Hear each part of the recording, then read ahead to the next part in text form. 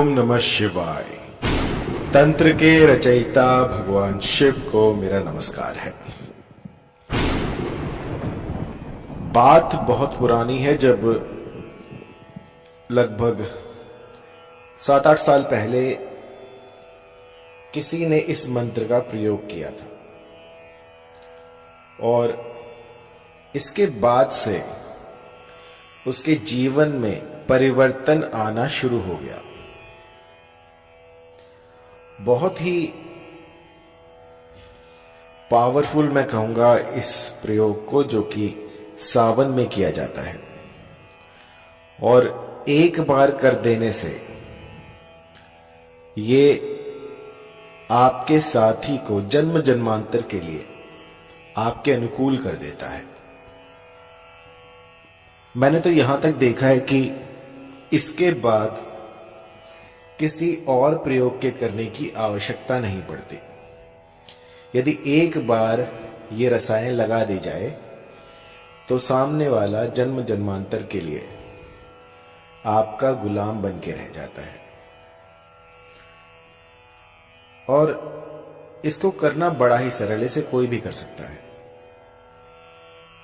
बात ऐसी होती है कि कई बार क्या है कि आपके अपने रिश्तेदार ही जो हैं वो ही आपसे जलने लग जाते हैं और ऐसे में दो प्रेमी, दो साथियों के बीच में कूट डाल देते हैं। कुछ ऐसा करा देते हैं जिससे कि दोनों के बीच में निरंतर कलह कलेश बना रहता है। और ये एक आदमी की बात मैं नहीं कर रहा हूं, मैंने ऐसे लाखों केस देखे हैं, उसके बाद मैं आपको बता रहा हूं। तो ये आम है, ऐसी क्वेरीज मेरे पास आती रहती हैं कि गुरुजी किसी ने हम पर ये टोना करा दिया, किसी ने ये करा दिया, तो कुछ भी करके इसको काट गए। और अगर एक्सट्रीम वाले केस में आपको बताऊं तो आप समझेंगे कि सामने वाला जो है वो पागल है, उसके पास वो अपनी सेंसेस में नहीं है, या फिर कुछ नशा पत्ता कर रखा है, कुछ फूक रखा है उसने। ऐसे ऐसे केस आते हैं। तो एक केस जो था वो बहुत ही अचंभित करने वाला था, वो उसके बारे में आपको बताता हूं। किसी एक व्यक्ति ने मुझे कॉल किया कि गुरुजी आपने ये इस रंग के कपड़े पहने हुए हैं, और फिर मैंने देखा तो मैंने वैसे ही कपड़े पहने हुए थे, लेकिन कोई दूर बैठा हुआ मुझे कैसे देख सकता है, कैसे मेरे कपड़ों का रंग बता सकता है। तो ये विद्या देखकर मैं आश्चर्यचकित रहा कि कोई मुझे ऐसा कैसे बता सकता है। इसके बाद उन्होंने मुझसे दीक्षा ली और जाने अनजाने में उनसे मैंने ये वाली जो विद्या है ये अर्जित कर ली। और यकीन मानिए अब ऐसा हो गया है कि चाहे कितनी ही दूर आदमी बैठा हो, चाहे वो उसके मन में कैसा भी विचार उठ रहा हो, उसके बोलने से पहले ही मुझे पता लग जाता है कि सामने वाला क्या बोलेगा। इसे चाहे मेरी कल्पना शक्ति कहिए, इच्छा शक्ति कहिए, लेकिन अब इतना एक्सपीरियंस हो गया है कि कोई भी जब बात करता है तो उसके सामने वाले का जो मंशा है उसकी मुझे पहले ही पता लग जाती है। तो बस मुद्दे पर आते हैं, मैं बार बार भटक जाता हूं। तो मंत्र ऐसा है कि किसी को भी पल भर में आकर्षित कर दे, और इसमें आपको ज्यादा कुछ तामझाम नहीं करना। बस आपको अभी सावन चले हुए हैं तो सावन में कुछ रसायन बनानी है और इस रसायन का तिलक लगाकर अपने साध्य व्यक्ति के सामने चले जाइए। रसायन में आपको चाहिए होगा मदार। मदार के 2 प्रकार होते हैं, जिसे हम आक कहते हैं, जिसके पत्तों में से अगर आप उसे तोड़े तो दूध निकलता है सफेद रंग का। तो मदार का पेड़ आप ढूंढ लीजिए कहीं पर, उसके पत्ते पर आपको क्लीम लिखना है। क्लीम लिखकर जो भी आपकी कामना हो वो उस पत्ते पर आप कह दीजिए और इसके बाद अम्रबेल से उसको लपेट दीजिए। जब ये क्रिया आप कर रहे हो तो आपके मन मस्तिष्क में क्लीम का जाप चल रहा हो। सिर्फ क्लीम का जाप ही है जो आपको किसी को आकर्षित करने में सहायता कर सकता है। सफेद मदार का पौधा आपने ढूंढना है, पेड़ ढूंढना है और उसके एक पत्ते पर क्लीम लिख देना है। क्लीम लिखकर उस पत्ते को फोल्ड करना है और बाहर बाहर से अम्रबेल से आपको उसको बंद कर देना है। ऐसा करके आपको उस पत्ते को बहते हुए पानी में, नदी में बहाना है। कई बार मैंने ऐसा भी देखा है कि लोग किसी नाले में बहा देते हैं, फिर उनका काम नहीं होता। तो मैं बहता हुआ पानी इसलिए कह रहा हूं कि आप जहां भी जाएं तो वो पानी जो है चलता होना चाहिए।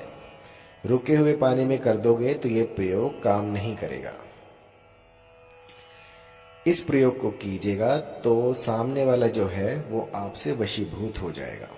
बहुत ही सरल प्रयोग है, लेकिन कई मेरे साधक ऐसे भी होते हैं जिनके पास नदी नाले नहीं होते, तो उनके लिए मैं बताता हूं। गोरोचन और अम्रबेल, इन दोनों को सम मात्रा में पीस लें और इसके बाद इसका तिलक लगाकर किसी भी साध्य व्यक्ति के पास जाएं तो वो वशीभूत हो जाता है। अब ऐसे वशीभूत होने लग गए तो सब किसी को भी वशीभूत कर ले। तो इसकी जो है एक टेक्निक है। इस तिलक को लगाकर आपको साध्य के सामने 7 बार जाना होता है। 7 बार जाइए और 8वें दिन ये तिलक मत लगाइएगा। तो जो आपने पेस्ट बनाया था गोरोचन का और इसका अम्रबेल का, ये इतना बनाए कि 7 दिन आप आराम से लगा सके। और इसके बाद जो है अपने साध्य के पास जाएं और चाहे एक बार ही देखें, लेकिन आपको अपना मुखमंडल उनको दिखाना है। ऐसा आप 7 दिन कीजिए। 8वें दिन आप भूल जाइए कि कोई क्रिया आपने की है।